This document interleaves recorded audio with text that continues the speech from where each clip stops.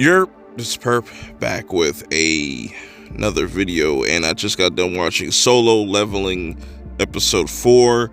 Man, things are just keeps getting better with this series. So this picks up right where we left off with episode 3, where Jinwoo is facing off with this very fast and strong opponent, this wolf with a metal jaw, and he really realizes he's getting stronger, and then he ends up pulling this sword out of his inventory and just starts to go to work. And I like this because it really does feel like a video game, like you're playing like a Dark Souls, Elden Ring, Bloodborne type of game, where you just fighting waves of monsters, waves of creatures until you hit that boss. And Jinwoo is continuously figuring out more and more how this all works, and figuring out how to increase certain attributes. And I've liked how these screens kind of pop up just like a video game menu, or just trying to check out your stats and seeing these different items as he's defeating all these different types of creatures throughout this episode. And he gets this like little gem, and you get these little items just like a video game. It's really dope, man. I really like how they are explaining everything, and Jinwoo is pretty much figuring things out as he's going. As the obstacles get more difficult and difficult, he also figures out that just based off of these 3 different colors is how strong the enemy he's facing. So if you see white, it's weaker than him. Orange, they're on the same level. And red, they are much stronger than him.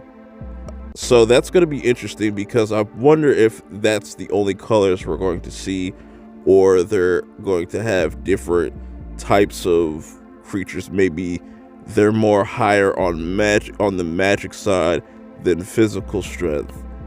That's going to be interesting to see. Or if they just keep it to these 3 colors, I think that makes it a lot easier to kind of explain and follow the power scaling throughout the show. So I like that. That's cool.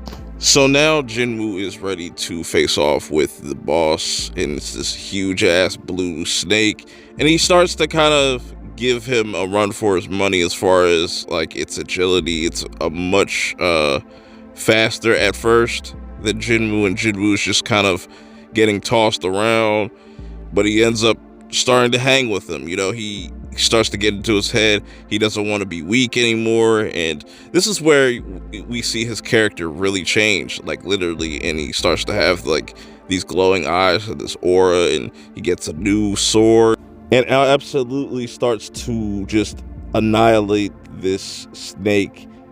And I really like that the action scenes, the animation throughout this whole entire episode was very, very high quality, top notch, very fast paced. So these fights that are about to come up in this series are going to be insane. So now we get towards the end of the episode, where he defeats the dungeon boss, goes back to just the regular world. The dungeon is closed, but then he sees other hunters that are kind of struggling fighting this D ranked boss, and he also sees Junhee in the crowd as well as the healer, and he decides to kind of step in because she's still kind of dealing with the PTSD from that dungeon.